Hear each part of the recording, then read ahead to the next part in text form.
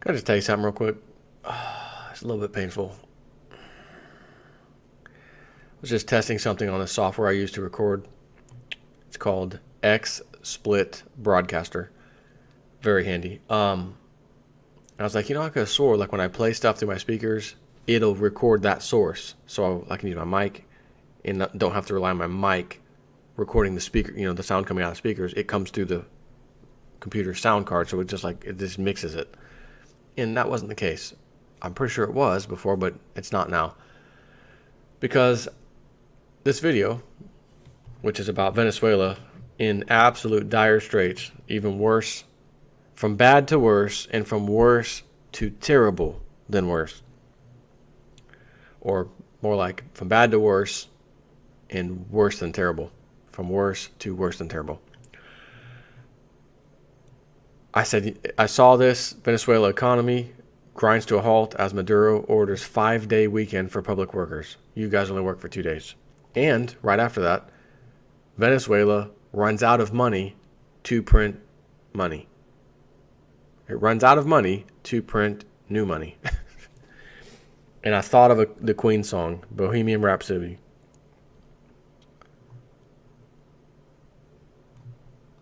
I had some lyrics too.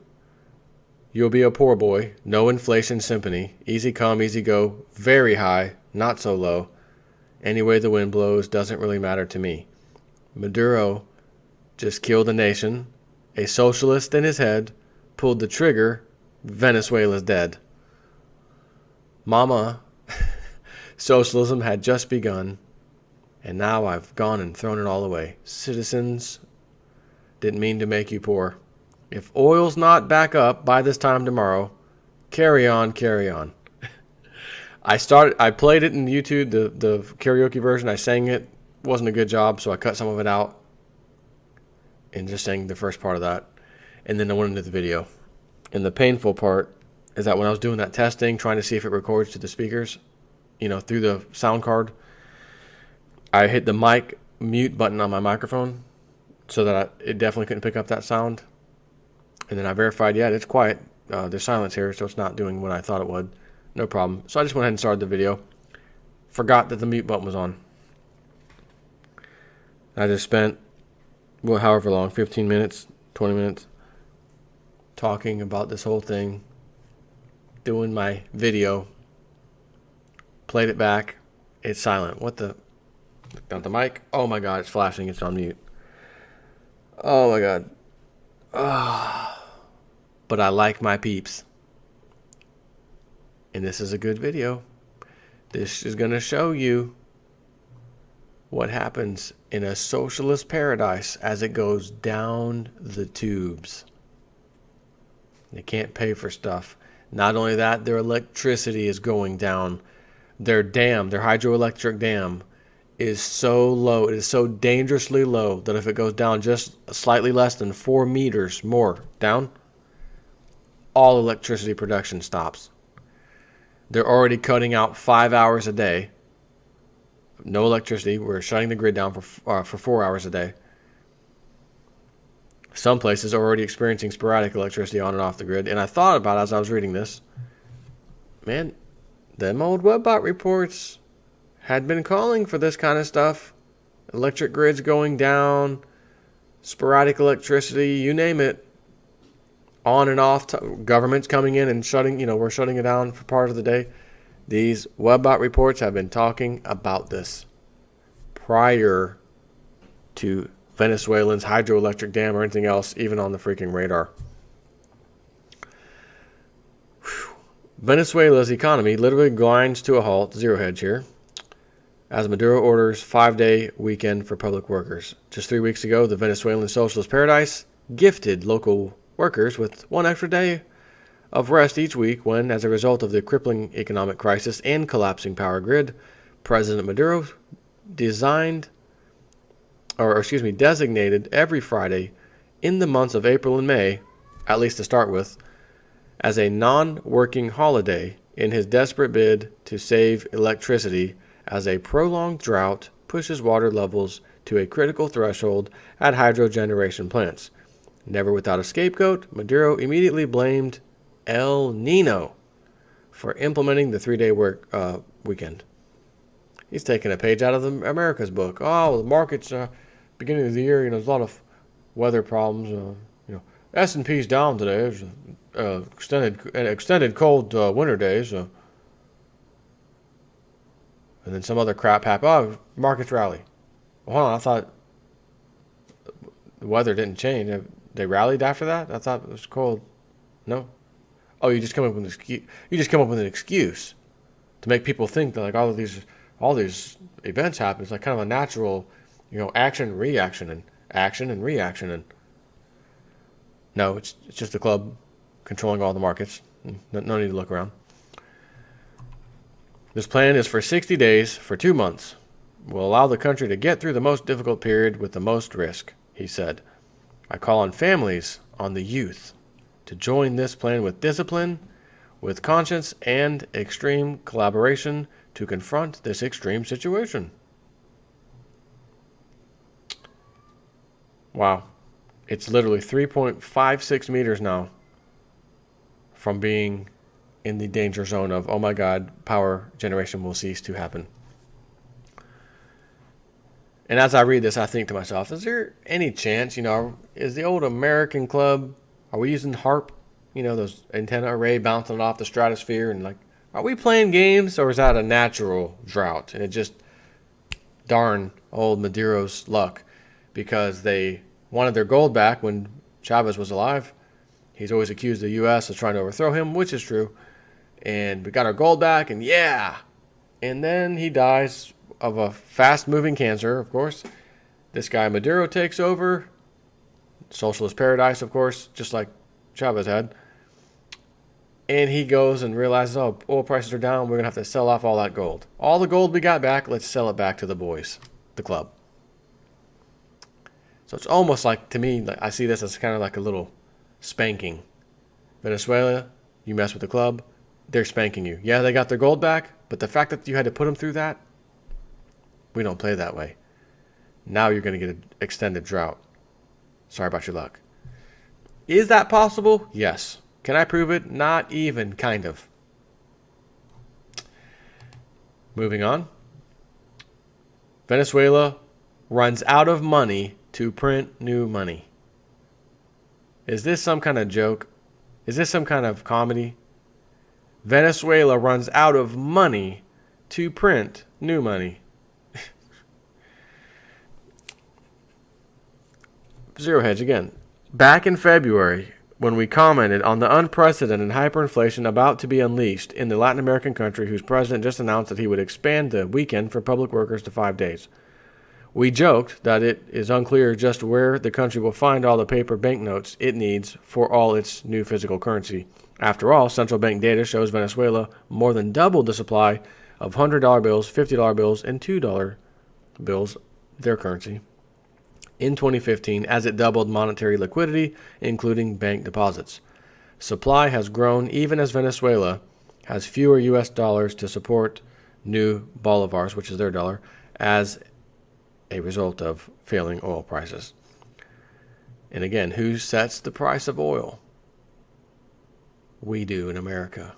The COMEX, the New York, or NYMEX as they call it. That's where these paper contracts are having the price set on the real thing every day. Not real barrels of oil, not real trade happening, people betting back and forth with paper contracts. Same thing with gold, silver, zinc, iron, all of it. All commodities, rice, beans, corn, cotton, all the way down the board. Copper, you named it. We set the price of everything in this country. And if we are about to pull the plug on our own economy, time to press the reset button, we need to make sure the whole world experiences it at the same time. So we can all gather around and say, hey, we have an idea, let's go with the New World Order. Does that sound good? We're all experiencing the same thing by coincidence. Wait a minute, but America, you guys set the market. So this country over here who mostly exports copper and is now suffering badly because of the low price, you guys are setting the price. Yeah. And these gold and silver mining nations that do a lot of that, you've been holding the price on them too? Well, the market says what the market says. Yeah, but who's the market? The big commercial banks and the federal government. That's who the market is. And then as if on cue, Wall Street Journal responded, millions of pounds of provisions stuffed into 3 dozen 747 cargo planes arrived here from countries around the world in recent months to service Venezuela's crippled economy. But instead of food and medicine, the planes carried another resource that often runs scarce here, and that would be bills of Venezuela's currency, the bolivar. The shipments were part of the import of at least 5 billion banknotes that President Nicolas Maduro's administration authorized over the latter half of 2015 as the government boosts the supply of the country's increasingly worthless currency, according to 7 people familiar with the deal. 7? Not that again. More planes were coming in. In December, the central bank began secret negotiations to order 10 billion more bills, which would effectively double the amount of cash in circulation. That order alone is well above the 8 billion notes the U.S. Federal Reserve and the European Central Bank each print annually. Dollars and euros that, unlike bolivars, are used worldwide.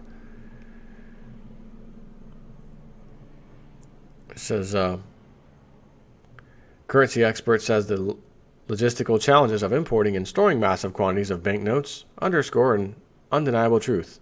Venezuela is spending a lot more than it needs because the government hasn't printed a higher denominated banknote, revealing a misplaced fear, analysts say, that doing so would implicitly acknowledge high inflation the government publicly denies.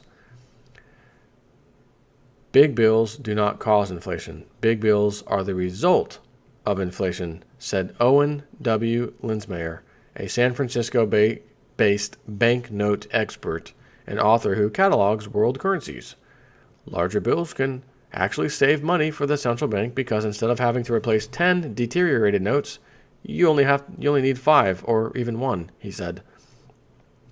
The Venezuelan central bank's latest orders have been exclusively only for 150 bolivar notes, according to the 7 people familiar with the deals, because 20s, 10s, 5s, and 2s are worth less than the production cost. 20s, 10s, 5s, and 2s are worth less than the production cost. Are you telling me a $20 bill in Venezuela costs more to print on a printer than it actually is worth? Can you imagine living over there? Could you imagine 2 years ago even? Forget 5, 6, 7 years ago when silver was, nicer to acquire, even lower, $7, $6, $7 silver. Just 2 years ago, whatever the price was at. And you saw the writing on the wall in your country in Venezuela. I'm going to start massively acquiring as much silver or gold as I can get. And then 2 years later, here we are today. And they're saying the 2016 forecast of inflation for your country, Venezuela, is 720%. That means whatever it is in the beginning of the year, they're forecasting it will be 7 times that amount, which also means whatever bread or eggs or milk or anything cost you at the beginning of the year, they're forecasting will cost you 7 times that amount sometime later, which automatically means whatever your gold and silver was worth at the beginning of 2016, it'll be worth 7.2 times higher when this happens. And it's already happening. It's just steadily going up, inflation. Not to mention the start of it last year. So if you bought silver 2 years ago over there, you'd be doing backflips, laughing all the way to the bank, as they say, when you see how much your silver is worth in your country's currency. And while everyone's suffering, blackouts, 4 hours a day, no power, all that stuff, you would be doing far, far, far greater than just about anybody else as far as the normal citizens go, because you would have that silver. And for a price, just about anything can be had. Oh, you need some bread, you need some milk, we got you covered. It's going to cost you. And again, do you want that in silver coin? Or do you want that in a wheelbarrow full of these banknotes? Because to be honest with you, Normally, if you hold up a dollar and you hold up a silver coin, clearly the silver coin weighs significantly more than a paper dollar.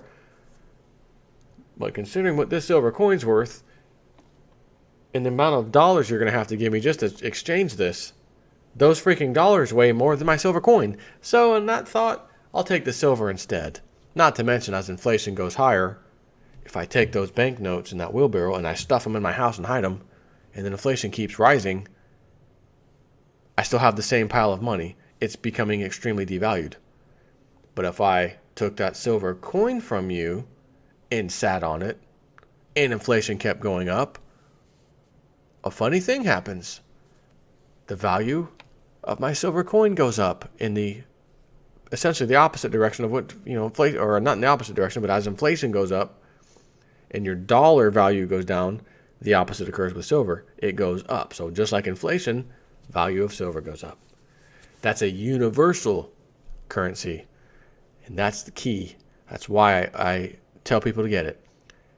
Because if you're in any country and there's a currency problem with your country's currency, just because your little country's having a problem doesn't mean the whole world has a problem at the exact same time. So what universal item could you hold on to that would be immune from that? Once again, precious metals. Venezuela is finished. Sadly. Because, there's average citizens, just like you and I, that are going to have to deal with this. Sad day. Take care.